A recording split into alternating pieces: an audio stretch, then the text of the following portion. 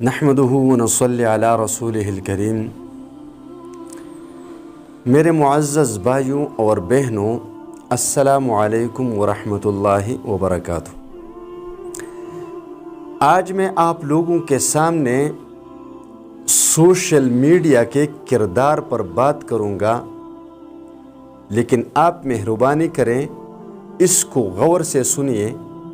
اور آخر تک سنیے کہ سوشل میڈیا کے اس زمانے میں مسلمانوں کے ساتھ کیا ہوا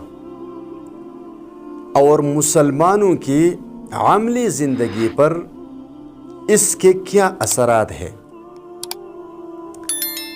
تو دیکھیے، میرے سمیت ہر کوئی سوشل میڈیا کا استعمال ضرور کرتا ہے، اور بطور خاص میں آپ لوگوں کو یہ بتا دوں کہ چونکہ میں ایک سوشل آدمی ہوں اور میں ہر معاشرے کے بارے میں جاننا پسند کرتا ہوں، ہر معاشرے کے رہن سہن کے طریقوں کے بارے میں جاننے کی کوشش کرتا ہوں، ہر قوم کے ثقافت اور تہذیب کے بارے میں جاننے کی کوشش کرتا ہوں، پڑھتا بھی ہوں، سنتا بھی ہوں۔ میرے اس کیریئر میں جتنا تجربہ ہو چکا ہے، جس ملک کے بارے میں نے پڑھا ہے، سنا ہے، دیکھا ہے، تو وہاں پر جو لوگ سوشل میڈیا کا استعمال کرتے ہیں تو ان لوگوں کے میڈیا کے استعمال میں نیگیٹو چیزیں بہت ہی کم پائی جاتی ہے، بلکہ نہ ہونے کے برابر پائی جاتی ہے۔ اگر اب وہ یہ سوشل میڈیا انٹرٹینمنٹ کے لیے استعمال کرتے ہیں تو آپ کو وہ بہترین انداز میں ملے گا۔ اگر وہ اپنے ثقافت اور تہذیب کے بارے میں استعمال کرے گا تو بہترین طریقے سے وہ اپنے تہذیب اور ثقافت کو پیش کرے گا۔ اب اگر وہ لوگ اپنے ملک کے سیاسی مقاصد کے لیے سوشل میڈیا کو استعمال کرے گا تو وہ اپنے ملک کے صحیح رخ کو لوگوں تک پہنچائے گا۔ یعنی مطلب یہ ہے کہ ان کے ویڈیوز میں کوئی نہ کوئی نالج ضرور موجود ہوگی، جس سے آپ کچھ جان بھی سکتے ہیں اور اس میں سے آپ کچھ سیکھ بھی سکتے ہیں۔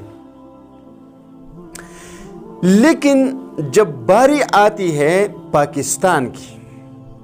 جب پاکستان کی باری آتی ہے تو پاکستان کے انٹرٹینمنٹ چینلوں سے لے کر، وائنز سے لے کر اسلامک چینلز تک آپ کو صرف نیگیٹو چیزیں ہی ملیں گے۔ ہمارے ثقافت اور تہذیب والے چینلوں پر تو آپ کو فیس بک، ٹویٹر، اسنیپ چیٹ، یوٹیوب پر جہاں بھی ایسے چینلز ملیں گے جہاں پر وہ ثقافت کے بارے میں بتائیں گے تو ان کے چینلوں میں بے حیائی ہوگی، فحاشی ہوگی، گانے، فلمیں، ڈرامے ہوں گے۔ تو یہ چیزیں تو آپ مجھے بتائیں، یہ تو کفار کی ثقافت بھی نہیں، غیر مسلموں کی تہذیب بھی یہ نہیں اور نہ ثقافت ہے، تو پھر اسلام کی ایسی ثقافت کہاں سے ہو سکتی ہے؟ ٹھیک ہے، اگر کوئی وائنز ہے، انٹرٹینمنٹ کے نام پر مزاحیہ چیزیں ہیں، تو وہ مزاح بھی آپ کو عجیب قسم کے اس چینل پر ملیں گے اور آپ حیران رہ جائیں گے کہ بھائی یہ کس قسم کا مذاق ہے، کس قسم کا انٹرٹینمنٹ ہے۔ اب میں یہ نہیں کہہ رہا کہ نہ کرنا تو نہیں چاہیے، لیکن اگر آپ کرنا چاہتے بھی ہیں تو اس کا بھی ایک طریقہ ہے، اس طریقے پر کریں تو اس میں کوئی مسئلہ نہیں۔ لیکن آپ جائیں سوشل میڈیا پر سرچ کریں اور آپ کو تب اندازہ ہوگا کہ میں جو کہہ رہا ہوں یہ صحیح ہے یا غلط ہے۔ اب آتے ہیں